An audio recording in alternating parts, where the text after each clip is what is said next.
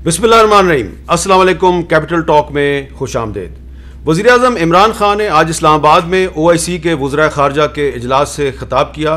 अपनी तकरीर में उन्होंने रियासत मदीना का जिक्र किया, उन्होंने इस्लामोफोबिया का जिक्र किया। उन्होंने कहा मेरा सियासत में आने का मकसद ये था कि मैं पाकिस्तान को रियासत मदीना बनाना चाहता हूँ। अब सूरत हाल ये है कि एक तरफ OIC का इजलास है और दूसरी तरफ उन्हें अपने ख़िलाफ़ तहरीक अदम एतमाद का सामना है। सियासी माहौल बहुत गर्म है। एक सवाल पैदा हो, जो उन्होंने आज एक बहुत भरपूर किस्म की तकरीर की OIC के इजलास में, क्या इस तकरीर का उन अरकान पे कोई असर हुआ है जो कि अब उनके साथ इत्तफाक नहीं करते और उनका ताल्लुक PTI से है और वो उनसे नाराज़ हैं? तो ये एक बहुत अहम सवाल है। और क्या जो हुकूमत के इत्तेहादी हैं, क्या उन पे कोई असर हुआ है? जब वज़ीर आज़म इमरान खान OIC के इजलास से ख़िताब कर रहे थे तो उनकी एक इत्तेहादी जमात जो है MQM, वो कराची में मौलाना फजलुर रहमान से मुलाकात कर रही थी। तो आज हम बात करेंगे कुछ ऐसे अरकान कौमी असम्बली से जिनके नाम पिछले दिनों सामने आए और फिर उन पर कुछ इल्ज़ामात लगे। उनसे पूछेंगे कि आज जो वज़ीर आज़म की तकरीर थी उसका उन पर कोई असर हुआ या नहीं हुआ। तो सबसे पहले हम बात करेंगे वजीहा कमर साहिबा से, और वो रुकन कौमी असम्बली हैं। अस्सलाम वालेकुम वजीहा साहिबा। जी वालेकुम अस्सलाम। हामिद मीर साहब, बहुत शुक्रिया आपका कि आपने मुझे मौका दिया कि मैं आकर आपसे बात कर सकूं।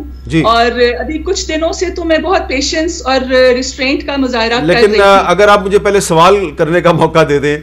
जी श्योर, सवाल तो आपका मैंने सुन लिया। जी, सवाल मेरा यह है कि वज़ीर आज़म साहब ने आज तकरीर में इस्लामोफोबिया का जिक्र किया, रियासत मदीना का जिक्र किया, तो बड़ी उनकी इस्लाम से मोहब्बत में डूबी हुई तकरीर थी। तो उनकी ये तकरीर सुनकर कोई आपके दिल में ख्याल आया कि अब मुझे वापस चले जाना चाहिए वज़ीर आज़म के पास, जो कहते हैं कि मैं तो तुम्हारे बाप की जगह पे हूँ और मैं तुम्हें माफ़ कर दूंगा? हामिद मीर साहब, देखें, जब हम रियासत मदीना की बात करते हैं तो क्या रियासत मदीना हमें ये सिखाती है जो हम इस वक्त नमूना पेश कर रहे हैं अपनी अखलाकियात का, जो हम अपनी ही औरतों पे, अपनी जिनको हम बेटी कहकर हम जिनसे बात करते हैं, उनके घरों में हम गुंडे भेज रहे हैं, उनके ऊपर हम घटिया इल्ज़ाम लगा रहे हैं, उनको हम बाजारों में, चौकों में हम जलील कर रहे हैं, उनके बाप दादा तक हम पहुंच गए हैं और उनको हम गद्दारी के सर्टिफिकेट दे रहे हैं। क्या रियासत मदीना आपको ये सिखाती है?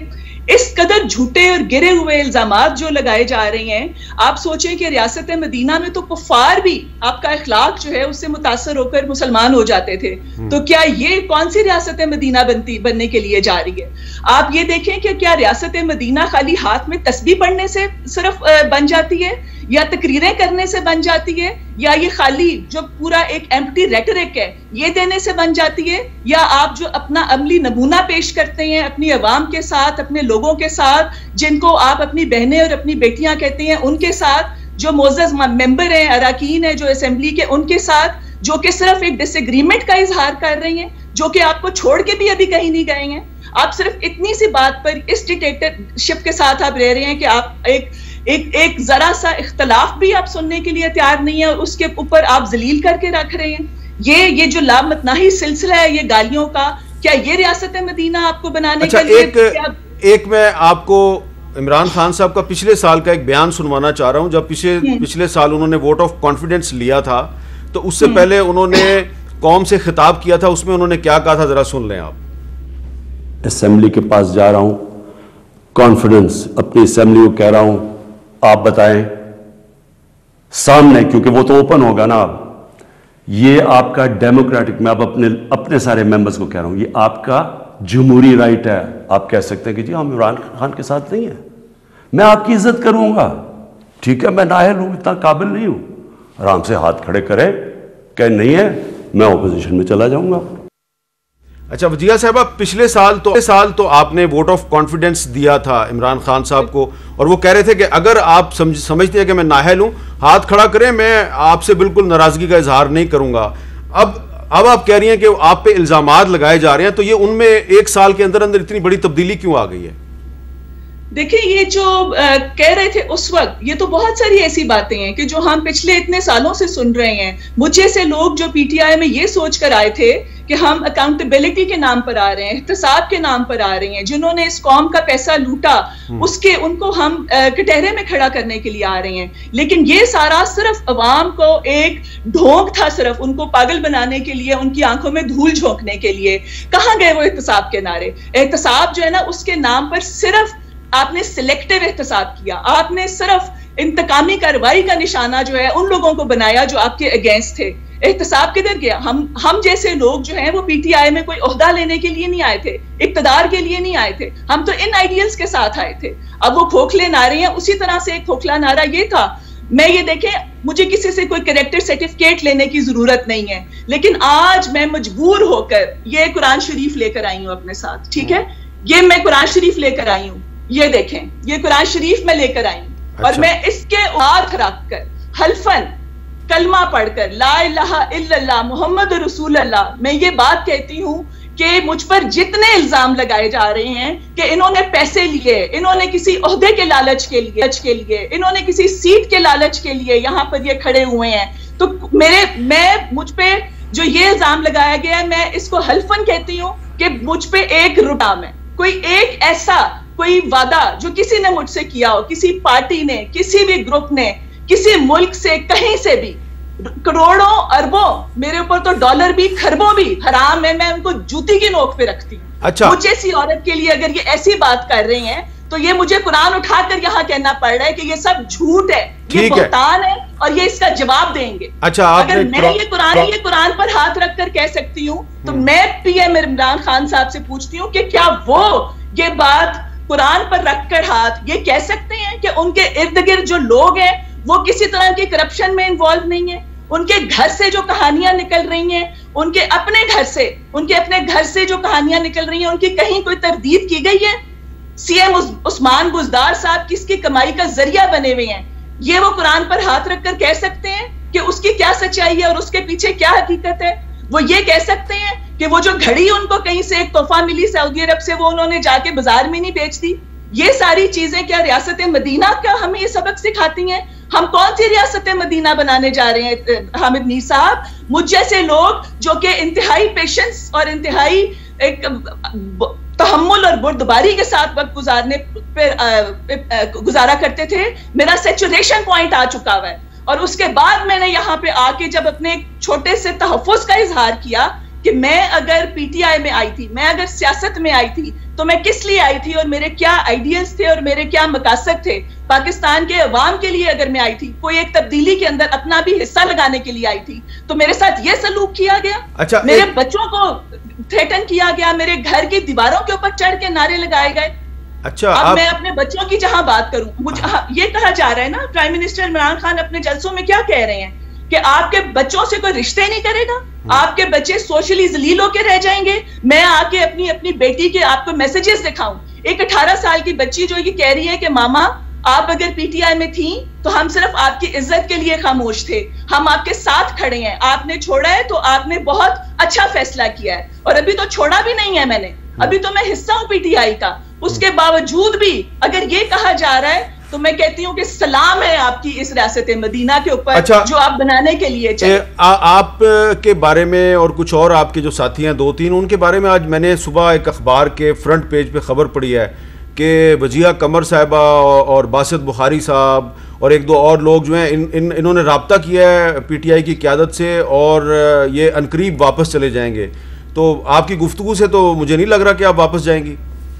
میری گفتگو سے بھی نہیں آپ کو لگ رہا, اور یہ جو یزیدیت کی راہ پر چلتے ہوئے جو یہ الزام لگا رہے ہیں نا, میں بھی حسینیت کی راہ پہ کھڑی ہوں, اور انشاءاللہ میں یہ سمجھتی ہوں کہ کورٹس ہمارا ساتھ دیں گی اور کورٹس جو ہے وہ بے انتہا انصاف کا فیصلہ کریں گی.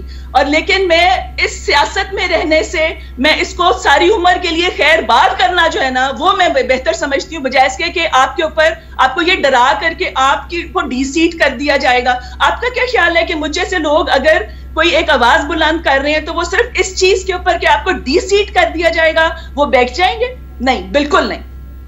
اچھا, یہ بتائیں کہ یہ پچھلے سال آپ نے ووٹ آف کانفیڈنس دیا, اور کچھ مہینے پہلے تک, یعنی کہ 2 یا 3 مہینے پہلے تک میں نے دیکھا آپ کا ٹویٹر اکاؤنٹ دیکھا ہے, میں نے آپ کی ٹویٹس وغیرہ بھی دیکھی ہیں, آپ کافی حمایت بھی کر رہی تھیں حکومت کی. اچانک ایسا کیا ہوا کہ آپ عمران خان صاحب سے بہت زیادہ مایوس ہو گئیں اور آپ ان پہ تنقید کر رہی ہیں؟ وجہ کیا ہے, اصل وجہ کیا ہے؟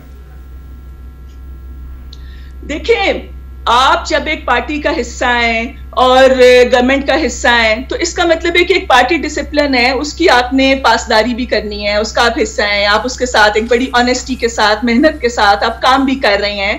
لیکن یہ کہ میں جب سے آئی ہوں میں نے پرائم منسٹر کے پاس جا کر فارملی 2 دفعہ جو ہماری میٹنگز ان کے ساتھ ہوئیں اس میں اپنے جتنے بھی تحفظات تھے ان کا اظہار کیا، ان کو بتایا کہ اگر مجھ جیسے لوگ پالیٹکس میں آئے تھے تو کیوں آئے تھے. مجھے اگر 2013 میں حامد میر صاحب میں نے پی ٹی آئی کے ٹکٹ پہ الیکشن لڑا اور اس لیے لڑا کہ میں یہاں کی عوام کے لیے کچھ کر سکوں. میرا اس سے پہلے سیاست سے کوئی اس طرح کا ایکٹیو پالیٹکس میں حصہ نہیں تھا. لیکن اس کے بعد سے 2018 تک 2018 تک جب نیکسٹ الیکشنز ہوئے ہیں تو اس میں میں نے پی پی اور این اے دونوں کے لیے اپلائی کیا، کیونکہ میں اپنے حلقے کو بلڈ اپ کرنے کے لیے، وہاں کے لوگوں کے لیے کچھ کرنے کے لیے کام کر رہی تھی. جب اس سے بھی مجھے وہاں پہ انہوں نے کہا کہ نہیں جی ادھر تو آپ نے جو الیکٹیبلز ہیں سو کالڈ ان کو ہم نے ٹکٹس دینی ہے اور آپ یہاں سے آپ کو ہم اس لیے ہم ریزرو سیٹ پہ رکھ لیتے ہیں. تو ریزرو سیٹ دے کے انہوں نے کوئی احسان تو نہیں کیا. ریزرو سیٹ کی جب یہ بات کرتے ہیں کہ آپ کی کیسے ضرورت ہوئی کہ ریزرو سیٹ والے جو کیڑے مکوڑے ہیں وہ اٹھ کے تو ان کے خلاف کہیں بات کر سکتے ہیں یا کوئی اپنے حق کی بات کر سکتے ہیں.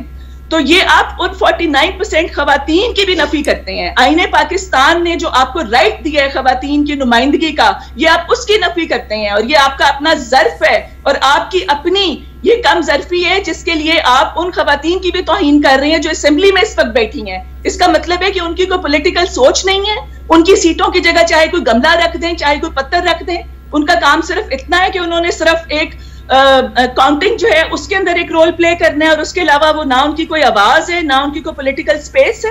اچھا، بہت بہت شکریہ وجیہ قمر صاحبہ، آپ نے ہمارے ساتھ آپ نے وجیہ قمر کی بات سنی. اب یہ صرف پاکستان تحریک انصاف کے کچھ ارکان قومی اسمبلی یا صوبائی اسمبلی نہیں ہے جن کے خیالات میں تبدیلی آ رہی ہے. یہ جو تبدیلی کا سلسلہ ہے یہ ہم آج آپ کو کچھ کلپس دکھاتے ہیں کہ بہت سے ایسے دفاعی تجزیہ نگار اور ہمارے صحافی دوست، اینکر دوست جو ماضی میں عمران خان صاحب کی بہت کھل کر تعریفیں کرتے تھے، ان کی حمایت کرتے تھے، ان کے خیالات میں بھی تبدیلی آئی ہے. ذرا دیکھیے کچھ شخصیات جن کے خیالات میں تبدیلی کیسے آئی ماضی میں اور اب وہ کیا کہتے ہیں. عمران خان ایک خود آنیسٹ آدمی ہے. اس نے تہیہ کیا ہے کہ میں نے کرپٹ لوگوں سے حساب لینا ہے. اب کسی نے کہا کہ ہم ریاست مدینہ بنائیں گے، پھر ہم نے یقین کیا ہم ہیں کیا چیز. کھوپڑی ہمارے پاس نہیں ہے، عقل ہمارے پاس نہیں کہ ہم پہلے دن منہ پہ مارے ان کے کہ کیا باتیں کر رہے ہو بھائی. ہمارے ساتھ مذاق نہ کریں آپ. ہم جانتے ہیں آپ کیا چیز ہیں، ہمیں پتہ ہے آپ لوگوں کے اندر کیا ہے اور باہر کیا ہے.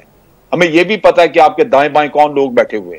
عمران خان صاحب کو ایک کریڈٹ دینا چاہیے کہ انہوں نے پہلے 100 دنوں میں پاکستان کی اکانومی کو سٹیبلائز کرنے میں، جو اس کو امیجیٹ خطرات تھے ان سے نمٹنے میں بڑی تندہی سے کام کیا ہے.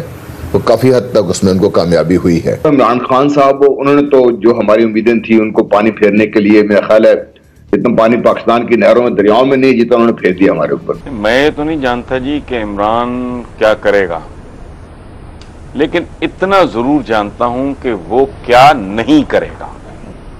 وہ حضرت آصف زرداری اور قبلہ نواز شریف کی طرح ملک کو لوٹے گا نہیں.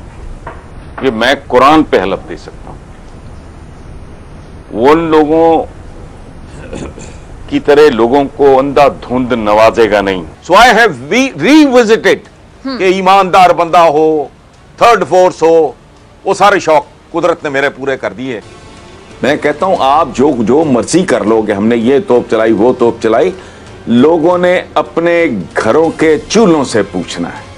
خالی ہنڈیا بتائے گی اکانومی کیسی. وہ ایکسپرٹس تلاش کرتا ہے. اس نے شوکت خانم بنایا نہیں بنایا، یونیورسٹی بنائی یا نہیں بنائی، اس نے وہاں پولیس ٹھیک کی یا نہیں کی، اس نے اسکول امپروو کیے یا نہیں کیے، ہاسپٹل امپروو کیے، 1 ارب درخت لگائے. کشمیر کے معاملے تو ہٹ چکے ہیں، ہٹ گئے جائیں گے. کوئی سفارتی مہم نہیں چلائی، بھول چکے کشمیر کو.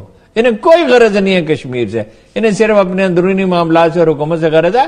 حکومت چلانا ان کے بس کا نہیں ہے. ڈیلیور کچھ نہیں ہو رہا اور کچھ ڈیلیور ہونے کا امکان نہیں ہے. توقع سے زیادہ عمران خان ایک ذہین ترین موجودہ سیاسی جو लैंडस्केप है, जो मंजरनामा है, ज़हीन तरीन सियासतदान साबित हुए हैं। इस पूरे सियासी खेल में एक ही आदमी रेलिवेंट है, उसका नाम है इमरान खान। बाद लोग वज़राए आला भी हैं, वजीर भी हैं, वो कोई काम नहीं करते, लेकिन वो हैं वहां पर, एक काम करते हैं, करप्शन। उन्हें करप्शन के अलावा एक ही काम करना आता है, करप्शन करना, उन्हें और कोई काम नहीं है। इमरान साहब जो है, उनका जो मेरिट का पैमाना है वो बड़ा हार्श और बड़ा सख्त है, उसमें वो जेंडर की तमीज नहीं करते। प्राइम मिनिस्टर जितने वादे तोड़े हैं उसमें मीडिया की आजादी सबसे टॉप पे है, जो तोड़ने जा रहे हैं और तोड़ते आ रहे हैं। बेसिकली वो पागल कहा करते थे उस आदमी को जो मीडिया के रेवोल्यूशन को रोकने की कोशिश करे। ये अपने अल्फाज है इमरान खान साहब के, और मैं हैरान हूं को हो क्या गया है। तो ये थी तब्दीली, कुछ मुअज़्ज़ज़ शख्सियात और सहाफ़ियों के ख्यालात में तब्दीली। जब इमरान खान साहब हुकूमत में नहीं थे तो वो जो दावे करते थे, जो तकरीरें करते थे, उनको सुनकर बहुत से लोगों को उन पर यकीन हो गया था कि ये शख्स जो है ये पाकिस्तान को ज़रूर तब्दील करेगा। लेकिन जब वो हुकूमत में आए तो बहुत से लोगों के ख्यालात में तब्दीली आ गई।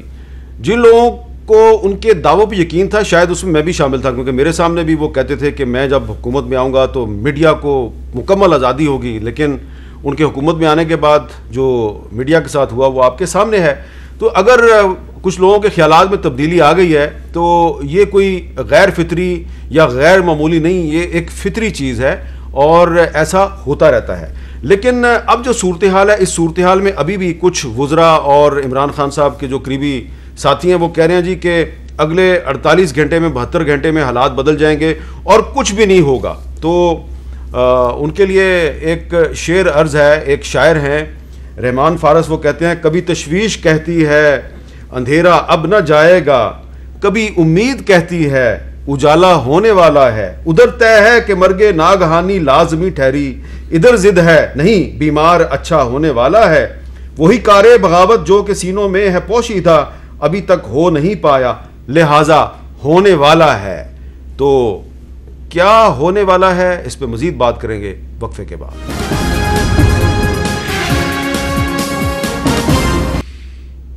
कैपिटल टॉक में दोबारा खुशामदीद। और अब हमारे साथ मौजूद हैं जनाब मखदूम बासित बुखारी साहब, कौमी असम्बली के रुकन हैं, जनूबी पंजाब सूबा महाज में थे पहले और फिर वहाँ से ये पाकिस्तान तहरीक इंसाफ में आए। मखदूम बासित बुखारी साहब बहुत बहुत शुक्रिया, आपने टाइम दिया। आज मैंने सुबह अखबार में एक फ्रंट पेज पे खबर पढ़ी, उसमें आपका भी नाम था, वजिया कमर साहबा का भी नाम था कि जी आप लोगों ने राब्ता किया है तहरीक इंसाफ की क़यादत से और शायद आप वापस चले जाएंगे अगले 2-3 दिन में। तो मैंने कहा शायद आप, इमरान खान साहब ने वो जो तकरीर में कहा था वापस आ जाओ, तुम्हारे बाप की जगह पे हूँ तो कुछ नहीं कहूँगा, माफ़ कर दूँगा, तो शायद आप वापस जा रहे हैं। बिस्मिल्लाहिर्रहमानिर्रहीम। देखें भाई हामिद मीर साहब, गुजारिश ये है कि जब भी कोई बंदा अपना सियासी फ़ैसला करता है, मैं नहीं समझता कि वो जल्दबाजी में करता है। हमने 3.5 साल, चलो मैं अपनी बात करूं, मैं किसी और की बात नहीं करता, खबर मेरे हवाले से लगी। 3.5 साल मैं पहले तो ये बता दूं आपको कि मैं आज़ाद बन के आया था। मैं पीटीआई बल्ले के खिलाफ इलेक्शन जीत के आया हूं, अल्लाह अपने हबीब के पीटीआई के उम्मीदवार को हराया, आले हबीब के सदके। जी हाँ। लेकिन आप जनूबी पंजाब सूबा महाज के सीनियर नायब सदर नहीं थे? जी मैं बिल्कुल था जी। उसके बावजूद इन्होंने मुझे टिकट नहीं दी थी। कुछ और भी मेरे पास इंफॉर्मेशन है। जी बोलें आप। क्या आप उस्मान बुज़दार साहब के पास नहीं गए थे कि आप भी जनूबी पंजाब सूबा महाज में आ जाएं? आपकी ठीक इन्फॉर्मेशन है। तो जिनको आप लेके आए बस उनसे नाराज हो गए आप? मैं नाराज नहीं हुआ। मौला अली का कौल है ना जी, जिसे भला करो उसके शर से डरो। अच्छा, तो मैंने तो भला किया, जनूबी पंजाब महाज में ले आया। उसके बाद इन साहिबान ने, खुसरो बुख्तियार ने और उस्मान बुज़दार साहब का मैं नाम लूँगा, इन्होंने जनूबी पंजाब महाज को हाईजैक कर लिया और नौबत ये आई कि जनूबी पंजाब महाज का टॉपिक ही ख़त्म हो गया। उसमें जो डिस्कशन होनी थी या उसमें कोई नैरेटिव्स थे, जो उसकी चीज़ें थी, वो टॉपिक ही ख़त्म हो गया। तो आपकी जो अब इस वक्त इमरान खान साहब से नाराज़गी है, इसकी बड़ी वजह क्या है कि जनूबी पंजाब को सूबा नहीं बनाया गया या कुछ और वजह है? देखें जी, सबसे पहले तो मैं आपको उस बात का जवाब दे दूं ना, जो मेरे से राब्ता किया गया या नहीं किया गया। हाँ, मुझे मेरे एक मेहरबान का लाहौर से फ़ोन आया था। अच्छा, कि खान साहब आपसे राब्ता करना चाह रहे हैं। ये कब फ़ोन आया? ये आया परसों फ़ोन आया, परसों दोपहर को। میرے بھی بڑے اچھے مہربان ہیں. تو انہوں نے مجھے فون کیا کہ جی خان صاحب آپ سے ملنا چاہ رہے ہیں، بلکہ یوں سمجھیں کہ خان صاحب آپ کو سن بھی رہے ہوں گے. میں نے کہا گزارش ہے، آپ کی بڑی مہربانی، آپ نے ایک دوست کی حیثیت سے مجھے فون کیا.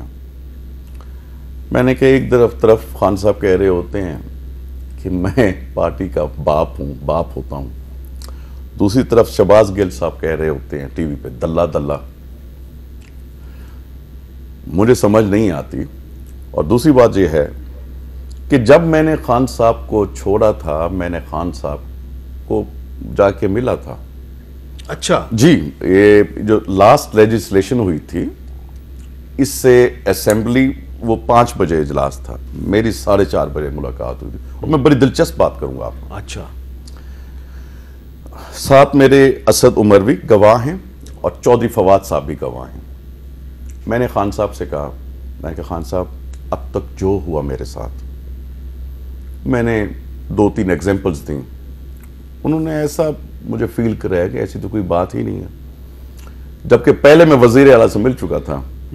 میں نے کہا وزیر اعلیٰ کو میں نے کہا تھا کہ یار کم از کم بندے میں، ہم خاص طور پہ جنوبی پنجاب والوں میں کوئی ویلیوز زیادہ ہوتی ہیں بنسبت، ہماری گفتگو میں مٹھاس زیادہ ہے. آپ کو ایک دفعہ بھی آپ نے نہیں سوچا کہ آپ نے یہ اینٹی کرپشن والا اور یہ چیزیں کیا کی؟ مجھے وزیر اعلیٰ صاحب نے کہا جی کہ میں مجبور تھا. مجبوری سمجھ جائیں. آپ کے خلاف وزیر اعلیٰ نے اینٹی کرپشن کی انکوائری کروائی؟ انکوائری کرائی، ڈی جی کو اٹھا کے لاہور سے ڈی جی خان بھیجا. تو وہ جو نیب کی آپ کے خلاف انکوائری تھی وہ کس نے شروع کروائی؟ وہ خان صاحب نے شروع کری، کیونکہ میں آزاد ملا تھا ان کو. نیب جو ہے وہ خان صاحب کے کنٹرول میں ہے. تو یہ کوئی عجیب و غریب بات تو نہیں ہے. وہ تو میں تو اس لیے پوچھ رہا ہوں نا کہ پہلے تو شہباز شریف صاحب کہتے تھے، زرداری صاحب کہتے تھے، اب مجھے پتا ہے پرائم منسٹر چیف ایگزیکٹو ہوتا ہے. اگر ادھر سے کوئی چیز چلی جائے بھی اس کی انکوائری کرو، تو کیوں آپ کی انکوائری کیوں کروائی؟ کیونکہ میں آزاد الیکٹ ہوا تھا. نہیں تو آپ تو آزاد الیکٹ ہو کے پھر پی ٹی آئی جوائن کر لی نا آپ نے. جی، اون چودھری کے کہنے پہ، وہ بھی ایسے کہ میں نے فیصلہ کر لیا تھا کہ میں اپنی آزاد حیثیت رکھوں گا. اچھا. مجھے فون آیا اون چودھری کا، خان صاحب کہہ رہے ہیں کہ مہربانی کریں، اور ساتھ ہی خان صاحب نے اون چودھری سے فون لے لیا. اچھا. انہوں نے مجھے فرمایا کہ باسط پاکستان کی خاطر مجھے جوائن کر لو. میں تمہیں کہہ رہا ہوں پاکستان کی خاطر مجھے جوائن کر لو، اس کی بہتری کی خاطر جوائن کر لو. ظاہری بات ہے یہ لفظ سن کے تو ہم لوگ ویسے ہی جذباتی ہو جاتے ہیں جب کوئی پاکستان کی بہتری کی کوئی بات کرے. میں نے کہا خان صاحب ہو گیا، میں سائن کر رہا ہوں. اور اس کے آدھے گھنٹے بعد میں نے وہ فارم منگوایا اور پھر میں نے سائن کیا. مگر میں الیکٹ آزاد ہوا تھا، ایم این اے بھی آزاد الیکٹ ہوا تھا، الحمدللہ ایم پی اے بھی آزاد. تو پھر آپ کے خلاف نیب اور اینٹی کرپشن کیوں لگا دیا آپ کے پیچھے؟ میں ذرا نیچے نہیں لگ سکتا، میں ٹی سی نہیں کر سکتا. اچھا. ہاں جی. تو بس یہی ایک مین وجہ ہے. جو مجھے چیز ٹھیک نہیں لگتی میں بالکل منہ پہ کہہ دیتا ہوں. اور خان صاحب نے مجھے کئی دفعہ کہا کہ تمہارا رویہ بڑا سخت ہے. میں نے خان صاحب کو کہا کہ میرا رویہ اس لیے سخت ہے کہ جو بات غلط ہے، بلکہ جو لاسٹ لیجسلیشن انہوں نے کری تھی اس میں نے خان صاحب کہا، میں نے کہ مجھے حالانکہ 1-2 چیزوں پہ اعتراض ہے، اس کے باوجود چلے میں آپ کے پاس آیا بیٹھا ہوں، میں آپ کو ووٹ دوں گا. میں اس میٹنگ کا آپ کو حال دے رہا تھا. اس میٹنگ میں نے خان صاحب کو کہا کہ مولا علی سے اللہ کمنی پیشی معاف فرمائے، مولا علی سے کسی نے پوچھا کہ جو فلاں شخص بیٹھا ہے اس کا میرے بارے، اس کے دل میں میرے بارے میں کیا رائے ہوگی؟ اللہ کبھی پیشی معاف فرمائے، مولا علی نے فرمایا اس کا بہترین پیمانہ تمہارا اپنا دل ہے، جو تم سوچ رہے ہو وہی وہ سوچ رہا ہوگا. اب اس بات پہ یہ میں نے مثال سنی خان صاحب کو، اور اس بات کے گواہ ہیں اسد عمر اور چودھری فواد. اچھا. میں نے کہا جی میں آیا تھا دل صاف رکھ کے، کیونکہ میں سی ایم کی بات تو سن چکا تھا. میں نے کہا میں دل رکھ کے آیا تھا صاف، مگر خان صاحب میرے دل میں ابھی بھی میل ہے آپ کے بارے میں. ہاں. تو خان صاحب اس کے بعد مشکل ہوگا، السلام علیکم میں کہہ کے اٹھایا. اچھا. میں نے کہا اب آپ کا میرا ساتھ نہیں چلے گا، یہ لاسٹ ہے لیجسلیشن. حالانکہ مجھے اس کے کچھ جگہوں پہ اعتراض ہے، مگر آپ کے کہنے میں کر گیا ہوں. میرے دل میں میل ہے، آپ کا دل صاف نہیں ہے. اور اب میں زندگی مولا علی کے کال پہ گزارتا ہوں، اور میں اس کال کو ایمان کی حد تک مانتا ہوں. تو یہ اب آپ کا مین جو آپ کا اعتراض ہے وہ پنجاب میں جو گورننس ہے اس پہ ہے یا خان صاحب کی گورننس پہ ہے؟ सार्वजनिक गवर्नेंस पे, क्या गवर्नेंस है आपको, क्या नजर आ रही है आपको फेडरल गवर्नेंस, क्या आपको नजर आ रही है पंजाब में गवर्नेंस, करप्शन क्या हो रहा है पंजाब में? इन्होंने तो हम पे एलिगेशन लगाया ना कि हमने पैसे लिए, ठीक है। अच्छा, वो मैं फोन क्या हवाला दे रहा था आपको, मैंने उनको कहा जी कि मैं फैसला कर चुका हूं, खान साहब मेरे रास्ते जुदा है, बस अब मैं आगे बढ़ता हूं। इन्होंने हम पे एलिगेशन लगाया कि हमने पैसे लिए। मैंने समा टीवी में, क्योंकि कुरान शरीफ एक हमारी ईमान की सबसे, जो दुनिया में सबसे ऊंची किताब है, हम उसको बारी बारी नहीं उठा सकते, मैंने कुरान शरीफ को उठा के उस पर हाथ रख के कहा कि मैं एक पैसे का रवादार नहीं। मतलब कि जो आपके साथ रहे वो ठीक है, जो आपसे इख्तलाफ करे वो चोर है। अच्छा, उसके बच्चों को लोग बच्चों से शादियां नहीं करेंगे, उनको लोग शादियों में नहीं मिलेंगे।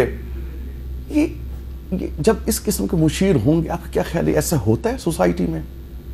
जो लोग जब आपकी खातिर पार्टियां तब्दील करके आपके साथ शामिल है वो अच्छे हैं। जिन लोगों ने अपना मौक़िफ़ अब एक बनाया है कि हम इस गन में ज्यादा शरीक नहीं रह सकते, हम भी लोगों को जवाब दें। जितनी महंगाई हो गई है, जो मुल्क का लॉ एंड ऑर्डर हो गया है, हम लोगों को जवाब दें हैं, हमने फैसला करना है। 3.5 साल इन लोगों को हमने देखा, तो वो जब हम कुरान शरीफ भी उठा लें उसके बावजूद हमारे साथ नीच गुफ्तगू करें।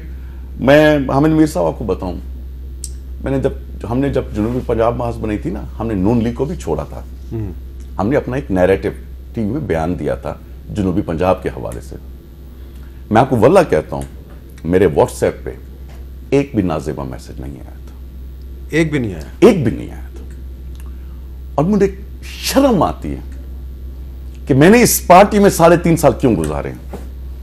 हामिद मीर साहब, इतने गलीज मैसेजेस आए और मैं ब्लॉक करके थक गया। और फेसबुक पे इतनी गलीज इन्होंने कैंपेन की, और फिर मैंने पता करा कि ऐसा क्यों हो रहा है। उसमें सिर्फ बंदे ही केपीके के शामिल हैं। अच्छा, ना कोई पंजाब का शामिल है, ना कोई सिंध का शामिल है, ना बलूचिस्तान का शामिल है। खैबर पख्तूनख्वा के पश्तून आमतौर पे तो बड़े मुहज़्ज़ब लोग होते हैं। मैं तो अब पूरा मैंने पता कराया, कॉल रिकॉर्ड्स निकलवाए, और उसके बाद जो उनके कमेंट्स उनका पता कराया, तो फिर पता चला कि खान साहब के मुशीरों ने मशवरा दिया खान साहब को, इनके नंबर्स डालें टीवी पे, और उसके बाद हम अपनी कैंपेन टीम को दे देंगे जो इनका सत्यानाश करेंगे।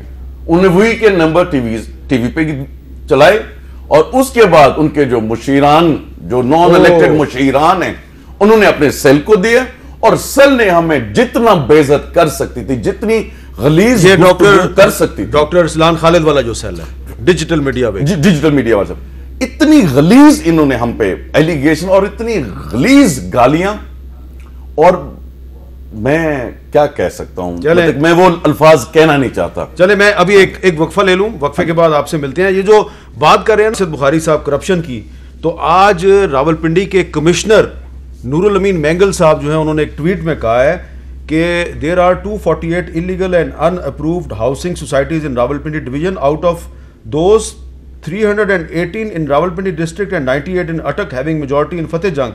Just collected the data, the authorities here have been sleeping either ways. यानी कि अगर पंजाब के एक डिवीजन रावलपिंडी में 338 इलीगल सोसाइटीज हैं, तो सोचें कि पंजाब के बाकी डिवीजन में क्या सूरत हाल होगी।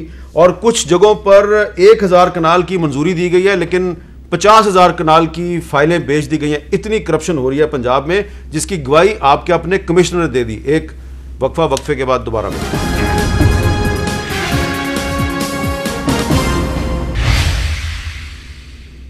कैपिटल टॉक में दोबारा खुश आमदेद जी। मखदूम बासित बुखारी साहब, खान साहब तो रियासत मदीना की बात करते हैं, तो आपने कुरान पे हलफ भी दे दिया, सब कुछ कर दिया, कोई है अभी चांस कोई रजू हो जाए, वापसी हो जाए?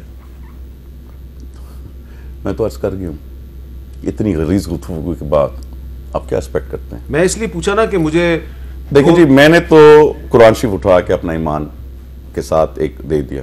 मैं खान साहब से सब कुछ चंद सवाल करता हूं, वो ऑन ओथ कह दें उनको इन चीजों का नहीं पता। ठीक है सर। पहला सवाल ये है कि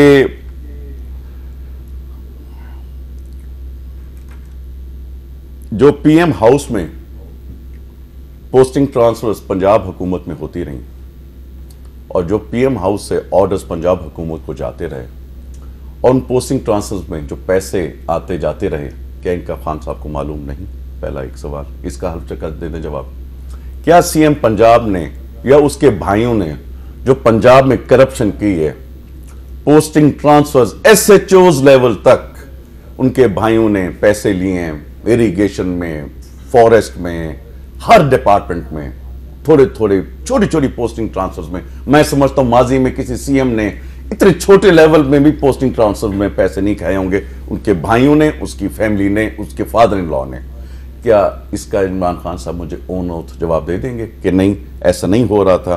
क्या फरा गुजर साहिबा के घर पिछले दिनों मुझे पता चला कि उनके घर पे छापा भी पड़ा था, फिर वो बात दबा दी गई थी, काफी हद तक करोड़ों रुपए रिकवर हुए थे। और क्या फरा साहिबा ने जो कुछ किया, क्या खान साहब को नहीं पता, जो फर्स्ट लेडी की दोस्त हैं? क्या प्रिंस की जो वॉच बेची गई है, जो सऊदी अरब से मिली थी इनको गिफ्ट में, जो उसको बेचा गया, क्या खान साहब को नहीं पता? आपके ख्याल में खान साहब को सारा पता है? मैं कह रहा हूं ना, ऑन ऑथ जवाब दे दें, टीवी में ऑन ऑथ जवाब देने, इन चीजों का मुझे नहीं पता। तो अगर वो जवाब दे दें आप वापस चले जाएंगे? मैं आगे आ रहा हूं ना सर जी, आगे, मेरी वो चीज अभी खत्म नहीं हो रही। क्या न्यूयॉर्क में हलीमा बीबी ने जो प्रॉपर्टी बनाई, वो सरेम मशीनों से जो बनी, इसका हमको नहीं पता? ठीक है ना सर? क्या जो केपीके में जो काम हो रहा है, जिसमें जो रैपिड बस ट्रांसपोर्ट का काम था, उसमें 7 अरब का किक बैक का दावा किया गया, ठीक है, मकबूल एंड सन कंपनी थी। और जब कहा गया कि इसकी इंक्वायरी नैब से कराई जाए और इसकी इंक्वायरी एफआईए से कराई जाए, तो हाई कोर्ट में स्टे लिया गया, उसकी इंक्वायरी अभी तक नहीं हो सकी। क्यों लिया स्टे? ठीक है।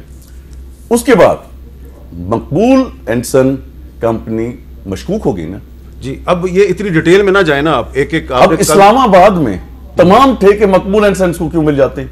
अच्छा चलें, ये आपने अच्छे सवाल पूछ लिए हैं। तो ये जो सवाल उठाए हैं जी बासित बुखारी साहब ने, इन सवालात का जवाब ये कह रहे हैं जी वजीर आज़म इमरान खान साहब हलफ पे दे दें टीवी पे। अच्छा, अगर वो नहीं देते तो क्योंकि इन्होंने हमारे प्रोग्राम में ये इल्जाम, जो इनके साथ अच्छा है वो ठीक है। चौधरी परवेज अली साहब को इन्होंने डाकू का, मेरे लिए मोहतरम है। चौधरी परवेज अली साहब को इन्होंने चोर का। जब इनके साथ आ गए वो स्पीकर भी दे दिया, फेडरल मिनिस्टर भी दे, फिर वो अच्छे हो जाते हैं। ख्याल है कि चौधरी परवेज, शेख रशीद साहब को चपरासी कहते थे, मैं चपरासी भी ना। मेरा वक्त खत्म हो रहा है। ये जो इल्जामात लगाए हैं बासित बुखारी साहब ने, इसका जवाब देना चाहें अगर उस्मान बुज़दार साहब या फरा गुजर साहिबा या कोई और हुकूमत की तरफ से इनका जवाब देना चाहते हैं तो हमारा फोरम हाजिर है। बहरहाल इन्होंने तो जवाब मांगा है वज़ीर आज़म इमरान खान साहब से, और आखिर में उन्होंने परवेज़ लाई साहब का जिक्र किया है। तो मेरा ख्याल ये है कि अब पुलों के नीचे से पानी बहुत तेज़ी से बह चुका है, और हों या MQM हर इज्जतदार बंदा हो या अपनी इज्जत बलूचिस्तान अवामी पार्टी हो, उन्होंने फैसला कर लिया है। बस उनका जो ऐलान है, बस ऐलान होने वाला है। आखिरी बात जल्दी से कर दें। मैं एहतजाज करता हूं उसके मुतालिक जो गलत सेल बना के जो फेसबुक पे चलाया गया, व्हाट्सएप पे चलाया गया, मतलब कि अगर हमारे इदारों के साथ ये हशर किया जाएगा जिस इदारे को मुल्क की नहीं दुनियावी लेवल तक लोग अप्रिशिएट करते हैं, तो आप किस तरह मुल्क चलाएंगे? जहां आप आर्मी चीफ को बुला के और DGISI को बुला के, उससे पहले आप किसी को मिल रहे होते, सोफे पे मिल रहे होते, उसके बाद आप कुर्सी रखवा देते हैं और खुद सोफे पे बैठ जाते हैं। ये डिस्क्रिमिनेशन नहीं तो और क्या है? इस तरह मुल्क चलते हैं। इसका भी अगर कोई जवाब देना चाहता है तो जरूर दे, इजाजत दीजिए। अल्लाह हाफिज।